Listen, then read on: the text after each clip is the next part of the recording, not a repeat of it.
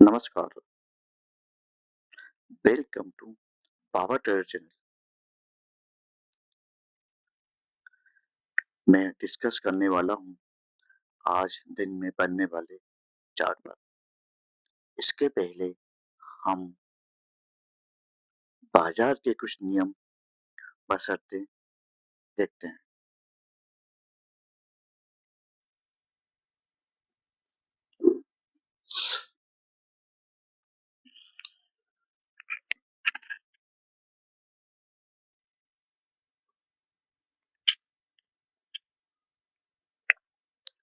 प्रतिभूति बाजार में निवेश बाजार जोखिमों के अधीन है।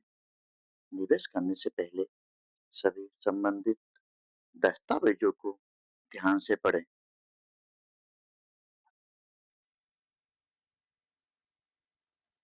दोस्तों, मेरी कोई पेड सर्विस नहीं है, ना मैं किसी भी तरह से कोई टिप्स एडवाइस देता हूँ और ना ही मेरे कोई इन्वेस्टमेंट प्लान है। कृपया करके पावर ट्रेडर के नाम से किसी को भी एक पैसा ना दें। ऐसे फ्रॉड लोगों से बच के रहे। दोस्तों, ये चैनल बनाने का मेरा एक ही कारण है, इंटरटेनमेंट, इंटरटेनमेंट और फुल इंटरटेनमेंट। पर आपको इस बात का मैं विश्वास दिलाता हूँ, जिस दिन आप इस चैनल को ज्वाइन कर लेंगे, इसके बाद किसी भी चैनल पे आपको जानने की जरूरत नहीं पड़ेगी।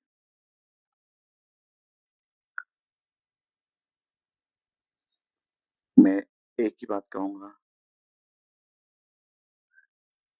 पहले इस्तेमाल करें और फिर विश्वास करें।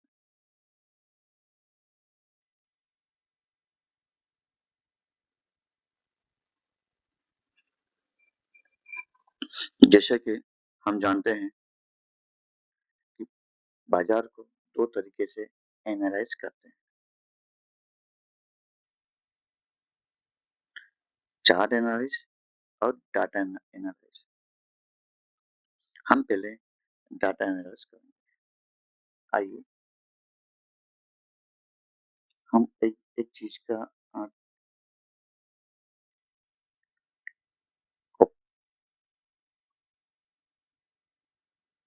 हम इस 24,000 पे हम देख पा रहे हैं कि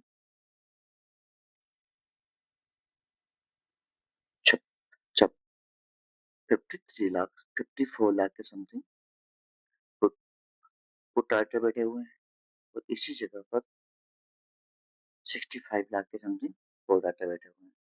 मतलब सपोर्ट और रेजिस्टेंस एक ही जगह पर बैठा हुआ है।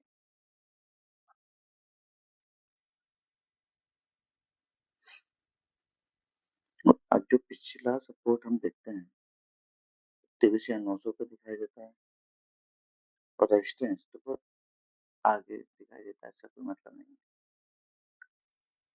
बस यही है कि 24,000 यदि टूट जाता है तो आगे जाने के चांसेस बन जाएंगे। 24,500 तक का बाउंस नजर आएगा,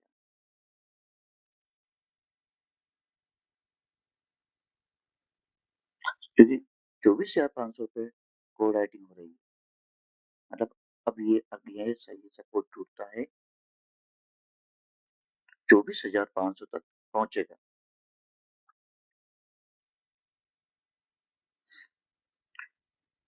अब पीसीआर देखते हैं तो 1.1 पीसीआर है, मतलब पीसीआर पॉजिटिव है ना। इस बीच में इंडिया भी इसको देखते हैं तो 13.4, इसका मतलब है मार्केट में बाउंस नहीं रहेंगे।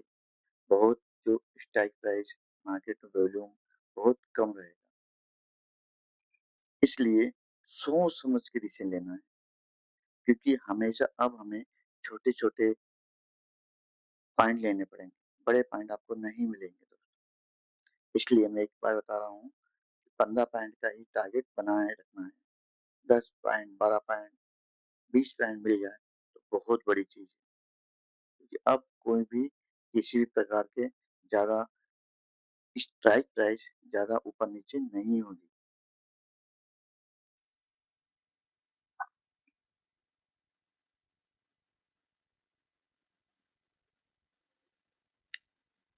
चार्ट देखते हैं।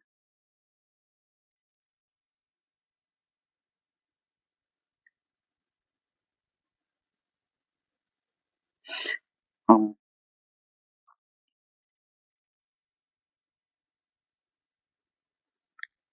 ये मंथली कैंडल देखते हैं। अच्छे से ठीक है। हो सकता है कि ये मंथली कैंडल यहाँ तक पहुँच जाए। 24,500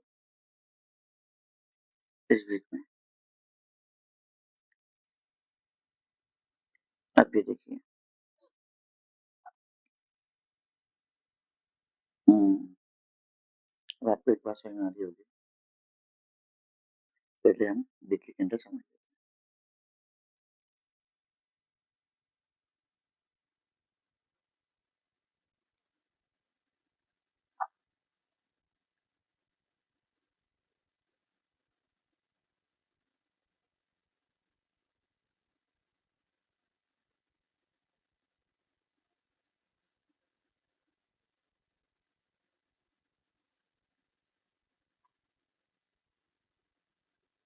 मुझे इस वीक में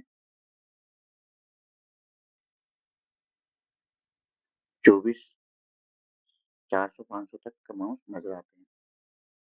या इस मंथ में ऐसा पॉसिबल है। पर इसके पहले एक बात समझ लेते हैं कि 24,000 मतलब ये गिर छोड़ के गया है 23,837 से फिर 23,625 तक। मतलब ये गैप अब हमें भविष्य में जाके डिस्टर्ब करेगी।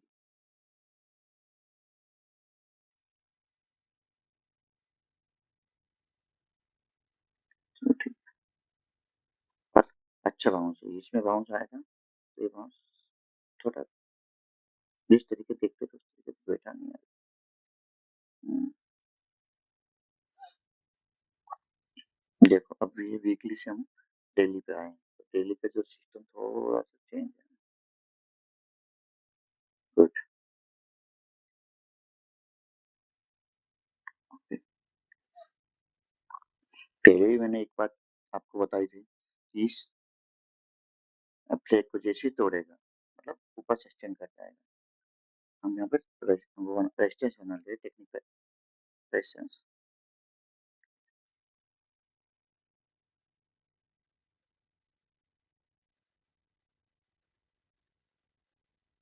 यहाँ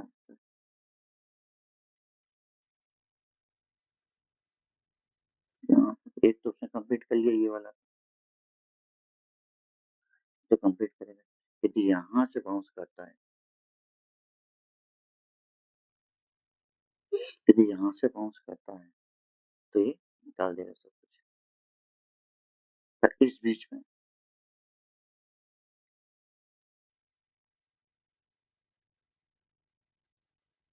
बीच में एक चीज खतरनाक दिखाई देती है मुझे। वो ये है ये वाली चीज। इसको फिल करना पड़ेगा।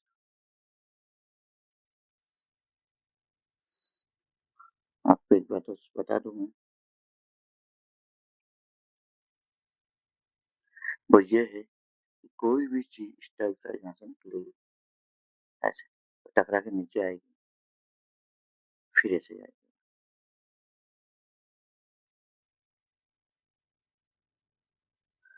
ये इसका रूल और नियम रेगुलेशन है। इस प्रकार से जो डाटा बन रहा है वो इस प्रकार से रिटेस्ट करने की जगह खाली छोड़ी है इसने। तो वो पहले खाली स्थान को भरेगा रिटेस्ट करेगा फिर ऊपर जाएगा तो अच्छे से जाएगा। जैसे अभी सस्टेन कर रहा है तो अभी निकल लिया तो भी ट्रैप करेगा। ठीक है दोस्तों।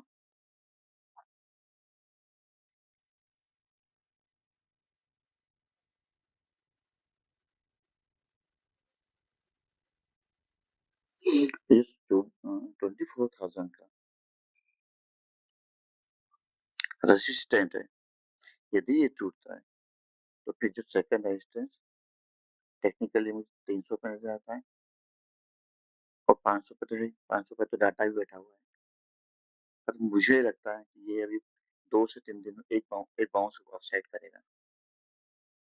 इसलिए सोच-समझ के डिसीजन लें क्योंकि बहुत कम वैल्यू में और मार्केट चलेगा धीरे-धीरे। आपको डेली ट्रेड नहीं मिलेगी।